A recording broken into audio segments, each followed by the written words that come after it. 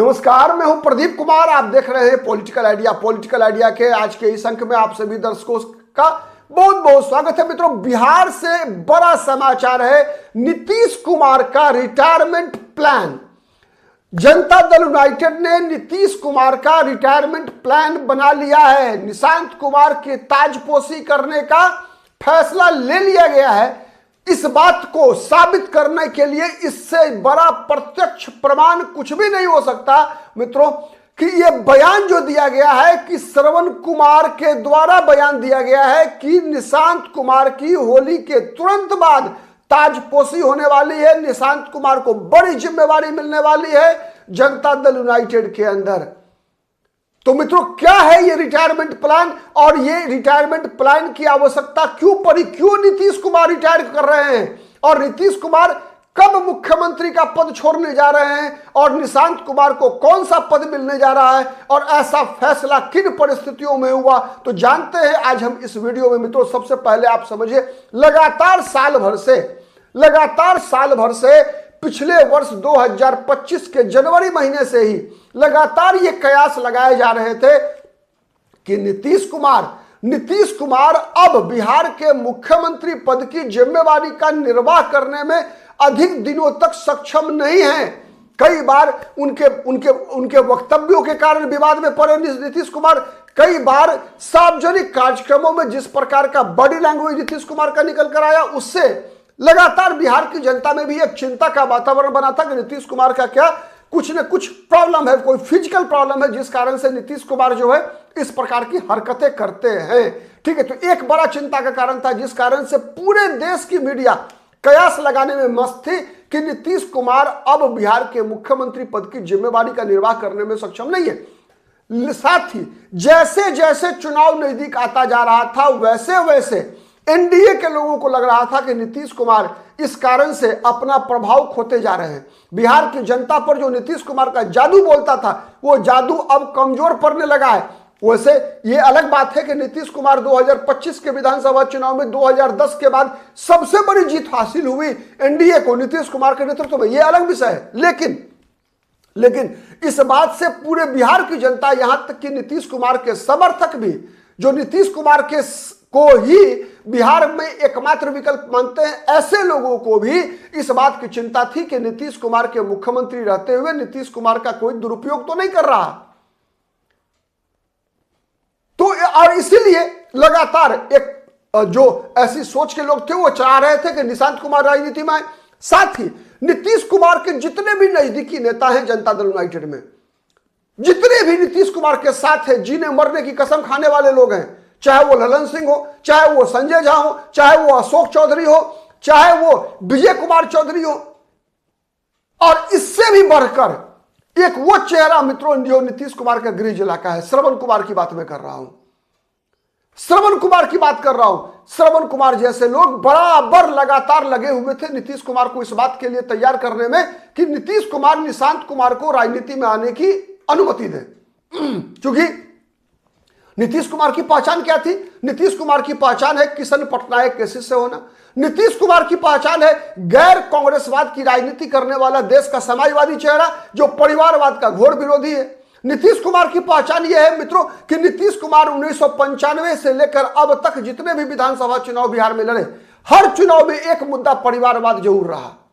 लालू यादव के खिलाफ, लालू राबड़ी देवी के खिलाफ, तेजस्वी यादव के खिलाफ अपने भाषण की शुरुआत ही नीतीश कुमार ने परिवारवाद के खिलाफ की। इसीलिए नीतीश कुमार लगातार हिचक रहे थे निशांत कुमार को की ताजपोशी करने के लिए। लेकिन जदयू के लोगों ने ललन सिंह, संजय झा, अशोक चौधरी, विजय चौधरी, श्रवण कुमार, सबको यह भरोसा हो चुका था कि नीतीश कुमार के मतलब ऐसी कोई परिस्थिति ना पैदा हो जाए जिससे कि नीतीश कुमार की पार्टी, बनाई हुई पार्टी छिन्न भिन्न हो जाए। इसलिए चाहे वो नीतीश कुमार का स्वास्थ्य का मामला हो, चाहे नीतीश कुमार का लोकप्रियता का मामला हो, हर मामले में जो जनता दल यूनाइटेड के हितैषी लोग जो किसी भी कीमत पर जदयू को एक राजनीतिक ताकत के रूप में बचा के रखना चाहते थे, उन सभी लोगों का यह प्रयास था कि नीतीश कुमार की विरासत को अगर कोई सुरक्षित रख सकता है तो एकमात्र चेहरा सुरक्षित रख सकता है वो है निशांत कुमार।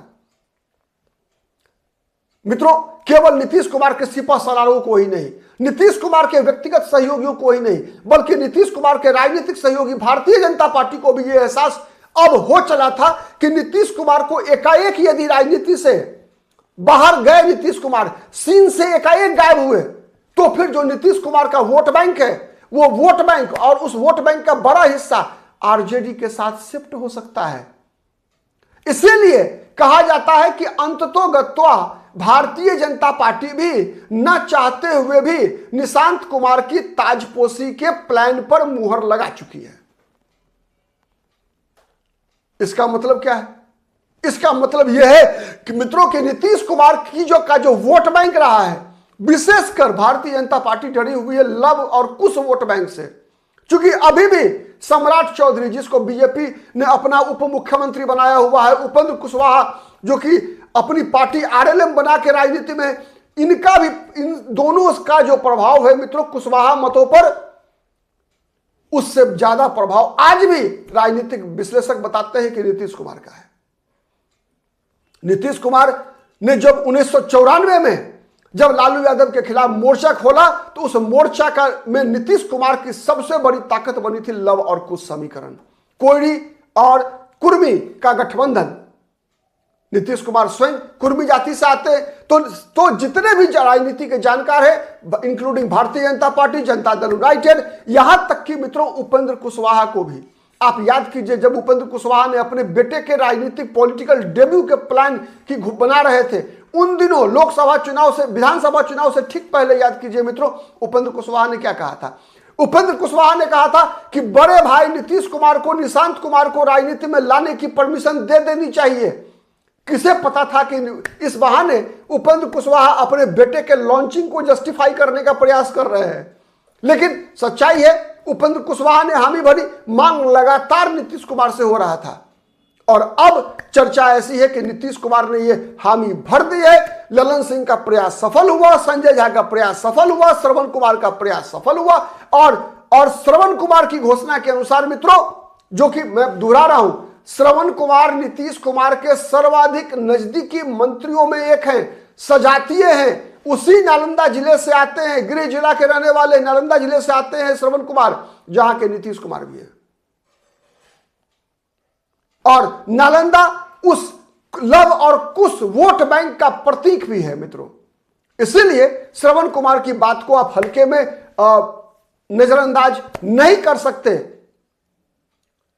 तो क्या है वो प्लान मित्रों? जैसी चर्चा चल रही है, चर्चा यह चल रही है कि अभी तत्काल होली के तुरंत बाद निशांत कुमार को पार्टी में बड़ी जिम्मेवारी देना है, और इस वर्ष के अंत आते आते निशांत कुमार की ट्रेनिंग का काम लगभग सार्वजनिक जीवन का, वैसे राजनीतिक पॉलिटिकल ट्रेनिंग कहा जा रहा है कि मनीष वर्मा जो जनता दल यूनाइटेड के महासचिव हैं, लगातार मनीष वर्मा, निशांत वर्मा लगातार निशांत कुमार को दे रहे हैं।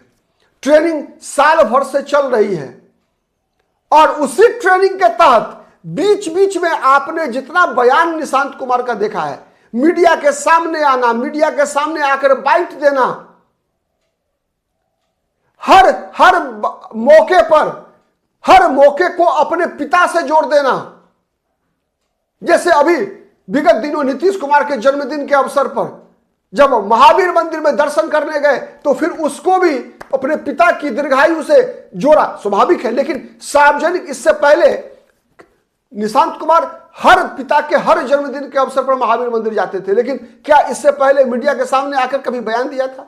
नहीं दिया था। यह सब बातें सच्चाई है, यह सब परिवर्तन है मित्रों। तो लगातार कहा जाता है कि निशांत कुमार को ट्रेनिंग देने का काम लगातार साल भर से चल रहा था, एक वर्ष से चल रहा था। अब वो ट्रेनिंग पूरी हो गई है, और होली के बाद पार्टी की जिम्मेवारी, और फिर इस साल के अंत तक नीतीश कुमार के बदले सरकार की जिम्मेवारी निशांत कुमार को मिलना लगभग तय है। अभी चूंकि एकाएक निशांत कुमार को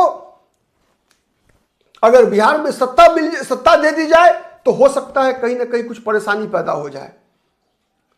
इसी डर से केवल निशांत कुमार को आप कह सकते हैं कि सरकार में जिम्मेवारी तुरंत नहीं मिलेगी, इस साल के अंत तक मिलेगी, तब जब नीतीश कुमार कंप्लीटली अपने आप को राजनीति से अलग कर लेंगे और केवल नीतीश कुमार पार्टी की संरक्षक की भूमिका में रहेंगे। मित्रों, तो होली के तुरंत बाद निशांत कुमार की ताजपोशी और नीतीश कुमार का इस साल के अंत तक रिटायरमेंट प्लान के बारे में आपका क्या विचार है? इसका बिहार की राजनीति पर कितना असर पड़ेगा? कमेंट करके जरूर बताइएगा। और मित्रों, हमारा वीडियो यदि पसंद आता है ना तो प्लीज लाइक कीजिए, शेयर कीजिए, जिससे कि अधिक से अधिक लोगों तक हमारी बातें पहुंच सके। और अब तक यदि पॉलिटिकल आइडिया को सब्सक्राइब नहीं किया है तो प्लीज सब्सक्राइब इट। आज के लिए इतना ही, बहुत बहुत धन्यवाद।